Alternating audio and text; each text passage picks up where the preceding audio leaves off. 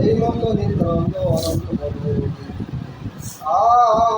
আরে অন্তর্যামী নিত্যানন্দ বলিয়া কৌতুকে শ্রী চৈতন্য চরিত্র কিছু লিখিত পুস্তকে শ্রী চৈতন্য কীর্তন স্কুলে শেষের কৃপায় দশের ভান্ডার কইসে শেষের ভাই অতএব দশময় বিগ্রহ অনন্ত গাইল কাহার কিছু পদপদ্ম দ্বন্দ্ব। বলছেন এই গ্রন্থ রচনা তো আমার কোনো সম্ভব নয়, তাই নিত্যানন্দ নিজে কৃপা করলেন এই গ্রন্থ লিখিয়েছেন সেই অনন্তের কৃপায়, অর্থাৎ সেই নিত্যানন্দের কৃপায় আমার যা স্ফুরণ হয়েছে তাই লিখছি, আমি কিছু নিজে ইচ্ছা মতো লিখছি না।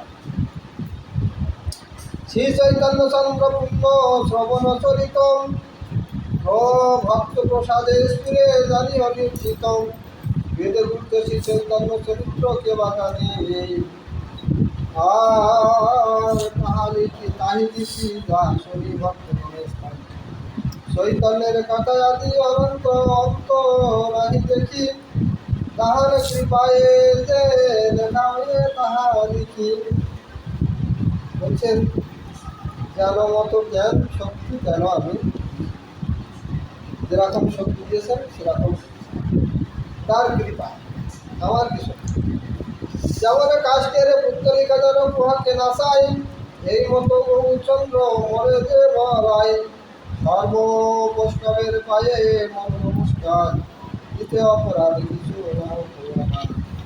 মন দিয়া শোনো ভাই শ্রী চৈতন্য কথা ভক্ত সঙ্গে যে লীলা করল যথা বিবিধ চৈতন্য শ্রী চৈতন্য লীলানন্দের নাম আদি খণ্ড মধ্যখণ্ড শেষ খণ্ড নাম। এই তিন খণ্ডে এই চৈতন্য লীলা বিস্তার কে করেছেন, এই বিস্তার লীলা বিস্তার কে করেছেন? বৃন্দাবন দাস, বৃন্দাবন দাস মুখে বক্তা শ্রী চৈতন্য।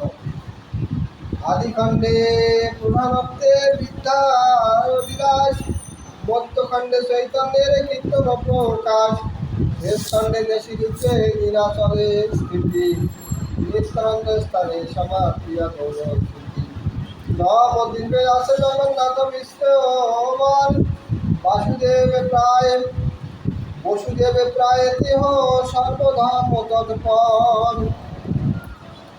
বলছেন যে নবদ্বীপের যে জগন্নাথ মিশ্র বর তিনি সেই বসুদেব যেমন আগে সর্বধর্ম তৎপর ছিলেন এরকম ইনিও সর্বধর্ম তৎপর।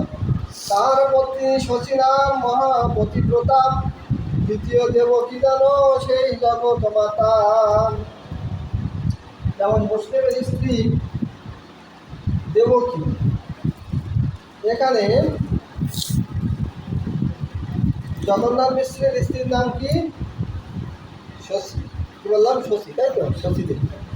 তাহলে মহাপ্রভুর মাতা পিতার নাম কি বুঝলেন তো? মহাপ্রভুর মায়ের নাম কি? সেই শশী দেবী, তাই বলা হয় শশীর নন্দন। শশীর নন্দন অর্থাৎ তিনি শশীর নন্দন, তিনি ছিলেন যশোদানন্দন। নন্দনন্দন তিনি হচ্ছেন জগন্নাথ নন্দন, জগন্নাথ মিশ্রের নন্দন, তিনি হচ্ছেন গৌরী। তার গর্ভে অবতীর্ণ হইল নারায়ণ শ্রীকৃষ্ণ চৈতন্য নাম সংসার ভূষণ। তার গর্ভে সেই ভগবান কৃষ্ণ, আগে তো সবাই নারায়ণের ভক্ত ছিল তাই নারায়ণের নাম দিয়েছে। তিনি হচ্ছেন শ্রীকৃষ্ণ চৈতন্য, কৃষ্ণ হচ্ছেন শ্রীকৃষ্ণ চৈতন্য, তিনি কৃষ্ণ, তিনি হচ্ছেন এবারে শ্রীকৃষ্ণ চৈতন্য। আদিখণ্ডে ফাল্গুনী পূর্ণিমা শুভ দিনে অবতীর্ণ হইলা প্রভু নিশায় গ্রহণে হরিনাম মঙ্গল উঠিল চতুর্দিকে জন্মিলা ঠাকুর সংকীর্তন করি আগে জয় জয় শ্রী তাই একসঙ্গে তিনটে গ্রহণ হয়েছিল, আমি আগে বলেছি। মহাপ্রভু জন্মগ্রহণ করেছিলেন সেই সময় ছিল চন্দ্রগ্রহণ। তাহলে কটা গ্রহণ হলো? রাহু করল চন্দ্রগ্রহণ। গ্রহণ মানে কি? খেয়ে ফেলেছে, আমরা যেমন অন্নগ্রহণ মানে তাই না? তাহলে খেয়ে ফেলেছে কাকে? চন্দ্রদেবকে। চন্দ্রকে রাহু গ্রাস করেছে। আর জন্মগ্রহণ করেছেন মহাপ্রভু, অর্থাৎ আবির্ভূত হয়েছেন কোথার থেকে? তিনি গোলকে ছিলেন, গোলকে এসেছেন। বলছেন না, ডাকে বাহু তুলি কাঁধে করি অদ্বৈতের হুঙ্কারে সুরধ্বনি তীরে আওয়ালো নাগর রাজ, তাহারও পিড়িতে আওয়ালো তুলিতে। তুলিতে মানে কি? তুলিতে মানে তাড়াতাড়ি। তাড়াতাড়ি। তুলিতে মানে কি? তাহার পিড়িতে, পিড়িতে মানে কি? ভালোবাসা, তাই না? আওয়ালো, আওয়ালো মানে কি? এলো। আইলো মানে এসেছে। তো তুলিতে মানে কি? তাড়াতাড়ি। তাহারও পিড়িতে আওয়ালো তুলিতে উদয় নদিয়া মাছ, মানে কি হলে? নদিয়া মাঝে নবদ্বীপ গ্রামে জন্মগ্রহণ করলেন, আবির্ভূত হলেন কে? মহাপ্রভু। এই সমস্ত কথার মধ্যে ফেরা আছে। হ্যাঁ, এই যে গান কীর্তনের মধ্যে কত ফেরা থাকে। জয় জয় জয় অদ্ভুত সপ্রভু অদ্বৈত, বলছেন আমাদের সকলেই প্রভু অদ্বৈত, তাকে জয় দিতে হবে। কেননা তিনি তো আমাদের মহাপ্রভুকে অবদান দিয়েছেন, তাই না? মহাপ্রভুকে কোথায় পেতাম আমরা? যদি অদ্বৈত গান ডাকতো না হতো। এই জয় জয় অদ্ভুত সপ্রভু অদ্বৈত সুরধ্বনি নিধানে। সুরধ্বনি মানে কি? গঙ্গা নদী। সুরধ্বনি, গঙ্গার এক নাম জাহ্নবী, গঙ্গার এক নাম সুরধ্বনি। সুরধ্বনি তীরে কি করছেন? বাংলাতে বসে বসে আখি মদিরায় প্রেমে নদী বহে বসনতি তলঘামে। আখি অর্থাৎ কি? আখি মানে কি? আখি মানে চোখ, মদিরায় মানে চোখ বুঝে আছে, তাই না? প্রেমে নদী বহে, দুই চোখ দিয়ে জলধারা বয়ে যাচ্ছে। আখি নদী রয়ে প্রেমে নদী বহে বসনতি তলঘামে, এবং ঘামে বসন শীতল, অর্থাৎ বসন্ত ভিজে গেছে। অদ্বৈতের হুঙ্কারে সুরধ্বনি দিয়ে হুঙ্কার করে করে মাঝে মাঝে হয়তো আসেন, তো মাঝে মাঝে লাফিয়ে লাফিয়ে উঠছেন। তুমি আসতে দেরি করছো, আমার ভক্তরা করতে পারছে, এক্ষুনি আসতেন। তো আসন চলে গেছে মহাপ্রভু। রাধারানী বলছেন কৃষ্ণের আসন চলে গেছে। তো রাধারানী বলছেন প্রভু তুমি এত ব্যস্ত হয়ে গেছো কেন? বলছে তো দেখছো না, অদ্বৈত ডাকছে, অদ্বৈত ডাকছে। হ্যাঁ অদ্বৈত ডাকছে, তোমাকে আমাকে সঙ্গে মিলিত হয়ে দিতে হবে। কী করে তুমি মিলিত হবে? তখন তিনি দেখালেন কীভাবে মিলন হয়। প্রতি অঙ্গ মিশিয়ে দিয়ে তিনি মিলন হয়ে চলে এলেন। অদ্বৈতের হুঙ্কারে সুরধ্বনি দিলে আওয়ালো নাগরা, তাহারও পিড়িতে আওয়ালো তুলিতে। তুলিতে মানে তাড়াতাড়ি। উদয় নদী আওয়াজ জয় সীতানাথ করল বিয়ে কত, শ্রীনন্দের নন্দন। তার মানে কি? জয় সীতানাথ, অর্থাৎ সীতানাথ প্রভু, অর্থাৎ অদ্বৈত প্রভু জয় দিলেন।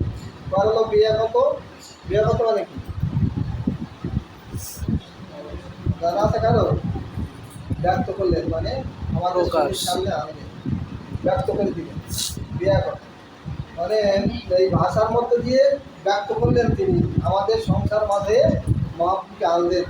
তাই বলছেন জয় শ্রী অদ্বৈত করলবে কত, শ্রীনন্দের নন্দন হরি। কাকে আনেছেন?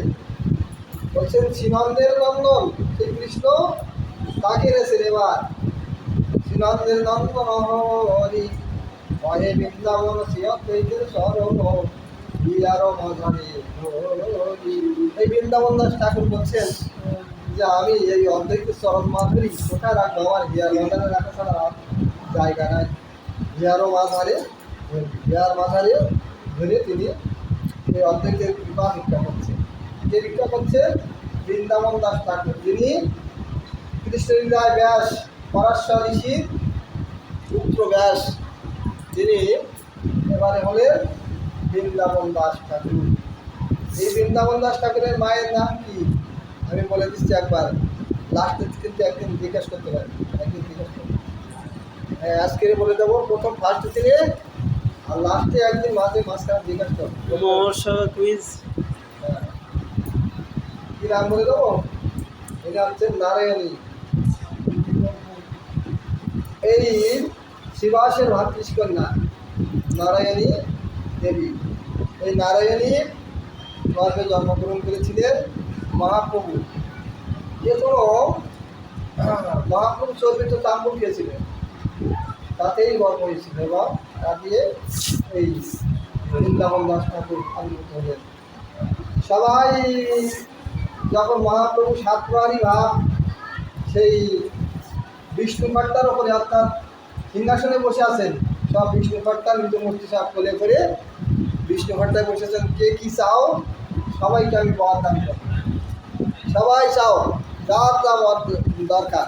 তা কারোর পিতা ভালো না, কারোর স্ত্রী ভালো না, কারোর শাশুড়ি ভালো না, কারোর স্বামী ভালো না, মদ টদ খেয়ে এদিক ওদিক ঘোরাফেরা করে, তার স্ত্রীর সঙ্গে সঙ্গ দেয় না, এরকম প্রত্যেকের তো অসুবিধা আছে। কারোর সংসারের অভাব, কারোর পুত্র কথা শোনে না, কারোর ছেলে চাকরি পায়নি, কারোর মেয়ে বিয়ে হচ্ছে না, এরকম সবাই যার যার আবেদন সব মহাপুরুষ দিয়ে দিচ্ছে যথেষ্ট। তবুও আর কৃষ্ণ ভক্তি হোক সবার। যার পুত্র নেই তার বলছে পুত্রবতী হও, অর্থাৎ তোমার পুত্র সন্তান হবে। এই নারায়ণী গিয়ে মহাপ্রভুকে দণ্ডবাদ করেছে। নারায়ণী কে বলেছে তুমি পুত্রবতী হও। নারায়ণী এক পাশে বসে বসে কাঁদছে, অজর নয়নে ঝরছে, তাই সবাই ডাকছে নারায়ণী কারো কথা শুনতে। যখন মহাপ্রভুকে জানানো হলো যে এই নারায়ণীকে কি বর দিয়েছেন, কে কাঁদছে, সবাই হাসতে হাসতে গেল, কিন্তু একজনের ক্রন্দন তো বন্ধ হলো না, সবাই কান্না আপনি বন্ধ করেছেন, কিন্তু এই নারায়ণী তো বন্ধ করছে না কান্না। কি বলেছেন আপনি? তা বলছে তা তো আমি জানি না, নারায়ণকে ডাকো। নারায়ণীকে ডাকালো। নারায়ণী বলছে প্রভু আমাকে কি বর দিলেন, আমার তো সেই বাসনধাম ছাড়ি মারা গেছে, তাহলে আমার পুত্রবতী হব বলে দিলেন, তাহলে আমি পুত্রবতী হব কি করে? আপনার কথা তো এখানে জগৎ থাকবে না। বললেন হ্যাঁ, তোমাকে আমি বলেছি যখন তোমার পুত্র জন্ম ধরো এই তাম্বুল বেরো, এ তো চর্বিত তাম্বুল দিয়ে দিল, তাই আলবাটি নাম দিয়েছিল মহাপ্রভু। এই তার গর্ভে জন্মগ্রহণ করেছিল বৃন্দাবন দাস ঠাকুর। এই বৃন্দাবন দাস ঠাকুর হচ্ছে এই কলিযুগের ব্যাস, নারায়ণী পুত্র। তাহলে বৃন্দাবন দাস ঠাকুরের মার নাম কি? নারায়ণ। নারায়ণ। বাবার নাম আছে